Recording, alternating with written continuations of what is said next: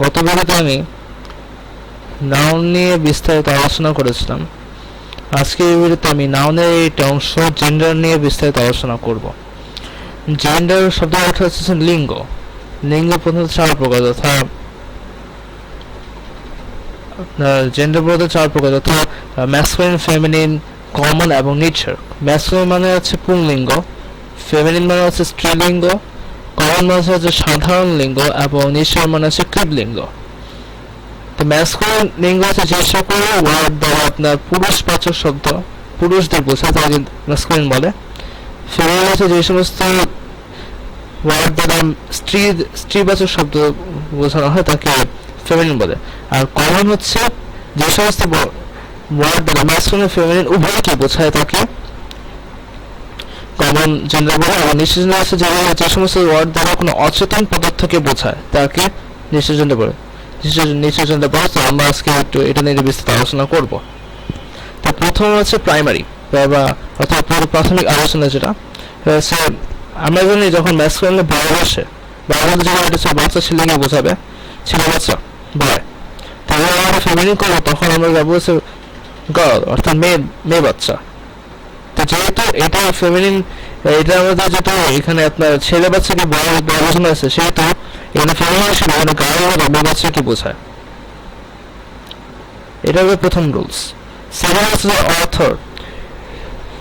ম্যাসকুলিনের সাথে ই এবং ডাবলএস যোগ করে ফেমিনিন করা হয় কিছু কিছু ওয়ার্ডে, যেমন অথর লেখক। তো আমরা এখানে ই এবং ডাবলএস যোগ করে অথরেস বলেছি, অর্থাৎ লেখিকা। এখানে ম্যাসকুলিন অথরের সাথে ফেমিনিন ই ডাবলএস এর যোগের মাধ্যমে আমরা ফেমিনিন অথরেস বসিয়েছি। এটা হলো সেকেন্ড রুলস। থার্ড রুলস হচ্ছে একটা ওয়ার্ডের শেষ সিলেবালকে সম্পূর্ণ চেঞ্জ করে ই ডাবলএস যোগ করতে করার পরে ফেমিনিন করা হয়। যেমন এখানে অ্যাক্টর, এখানে অ্যাক্টরের মধ্যে ও এবং আর, অটা হচ্ছে শেষ সিলেবাল। তো এখানে আমি শেষ সিলেবালের পরিবর্তন, এখানে হচ্ছে ম্যাসকুলিন ফর্ম, আর এখানে আমি শেষ সিলেবালের পরিবর্তে অর্ডার পরিবর্তে আর ই ডাবলএস বসিয়ে অ্যাক্ট্রেস শব্দটি বসিয়েছে, যা অ্যাক্ট্রেস দ্বারা ফেমিনিনকে বোঝায়, অর্থাৎ অভিনেত্রী। অ্যাক্টর শব্দ হচ্ছে অভিনেতা এবং অ্যাক্ট্রেস হচ্ছে অভিনেত্রী।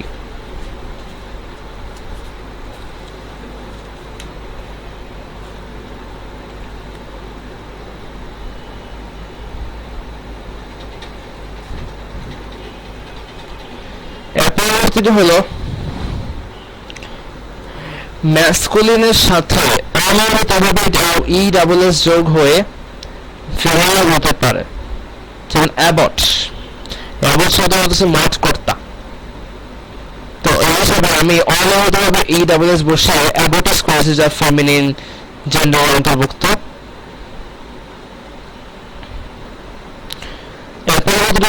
পরবর্তী সেটা উদাহরণ দেখি, সেটা হচ্ছে যে কখনো কখনো কোনো ওয়ার্ডে শেষে কোনো কিছু পরিবর্তন না করে আসলে এ যোগ করে এটাকে ফেমিনিন করা হয়। যেমন এখানে সিগনর, ম্যাসকুলিনের সিগনর, এটা পুরুষকে বোঝানো হয়েছে, তার সাথে এ যোগ করার মাধ্যমে আমি এখানে ফেমিনিনে সিগনোরা, অর্থাৎ সিগনোরা দিলে কোনো মহিলাকে বোঝানো হয়, মহিলা কোনো উপাধি বা এরকম কিছুকে বোঝানো হয়, তা এর যোগের মাধ্যমে হয়েছে। এর পরবর্তীটা হলো কখনো শব্দে ম্যাসকুলিন ফর্মে শব্দে আই এন ই যোগের মাধ্যমে ফেমিনিন করা হয়। যেমন এখানে হিরো, হিরোর সাথে আই এন ই যোগের মাধ্যমে ফেমিনিন হিরোইন, এটা ফেমিনিনের অন্তর্ভুক্ত। তো এই ছিল প্রাইমারি জেন্ডার আলোচনা। এর পরবর্তীটা হলো কম্পাউন্ড নাউনের, যে কম্পাউন্ড নাউনের প্রথম অংশ পরিবর্তন করে জেন্ডার পরিবর্তন। তো আমরা এখানে আছে উদাহরণ দিয়েছি, যেমন ডার্ক র্যাবিট। এখানে ডার্ক র্যাবিটের মধ্যে আমি র্যাবিটের ঠিকই লিখবো, কিন্তু ডার্কটা আমি পরিবর্তন করে এখানে আমি ডো বসিয়েছি, অর্থাৎ এখানে এখানে দ্বারা পুরুষ খরগোশকে বোঝানো হয়েছে ডাক র্যাবিট। এখানে ডোমিনেট মানে হচ্ছে কি মহিলা মেয়ে খরগোশ বা স্ত্রী খরগোশ, সেটা বলেন আপনারা, সেটা বোঝানো হয়েছে। এর পরবর্তীটা হলো হি গট। হি গট এর মধ্যে আমি গটটাকে ঠিক রেখে জাস্ট হি এর বদলে আমি সে বসেছি। এখানে ছেলে ছাগলকে বোঝানো হয়েছে, আর এখানে আমি সে বসিয়ে মেয়ে ছাগলকে বোঝানো হয়েছে, যা ফেমিনিনে অন্তর্ভুক্ত।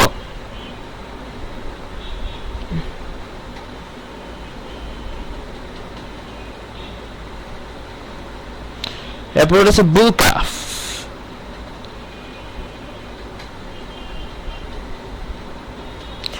বুল কাফের মধ্যে আছে এরে বাছুর।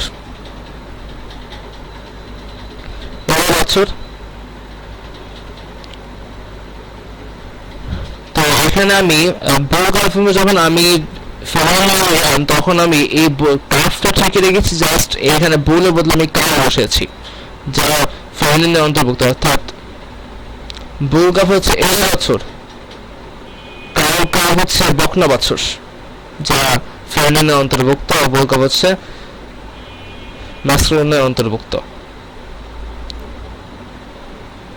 আর হচ্ছে বিলি গট, বিলি গট আর ন্যানি গট।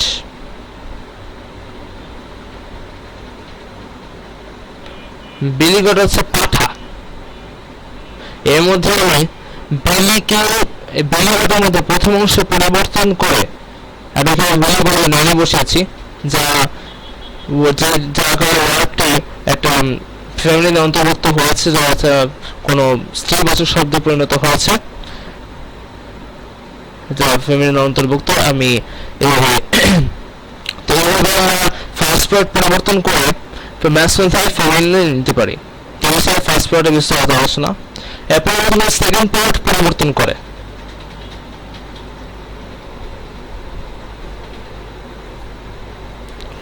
স্কুল মাস্টার, স্কুল শিক্ষক।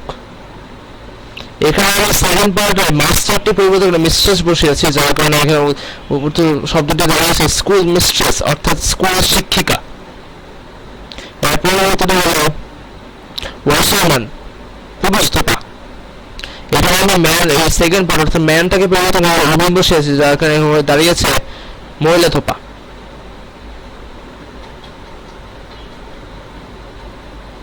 মিল্কম্যান অর্থাৎ গোয়ালা। মিল্কম্যানের মধ্যে আমি এই মিল্কটা ঠিক রেখে ম্যানের বদলে আমি ওমেন বসেছি, যার কারণে তার ওয়ার্ডটা দিয়েছে মিল্ক ওমেন, গোয়ালি।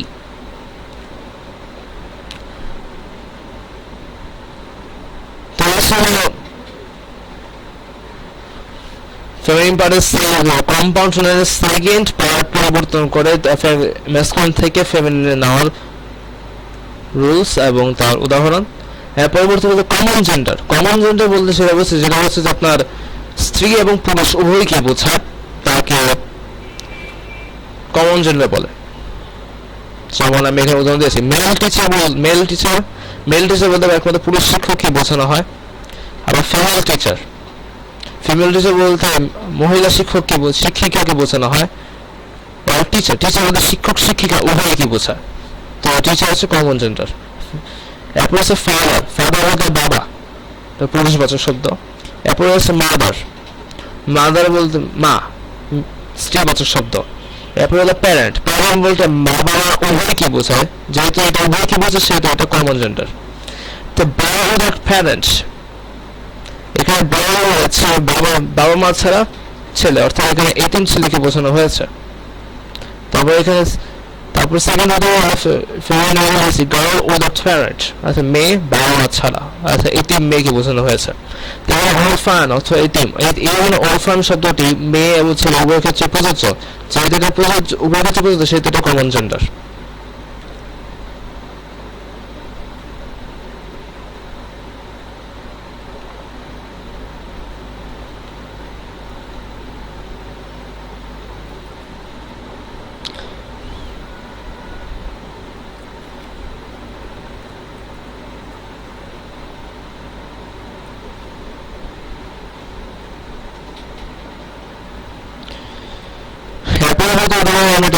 সুন্দর মতো উদাহরণ দিতে আপনাদের বিষয়টা ক্লিয়ার হবে। সেটা হচ্ছে যে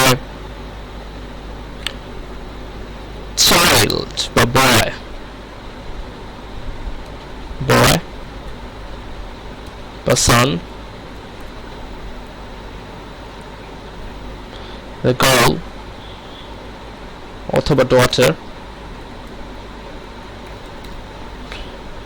এবং চাইল্ড।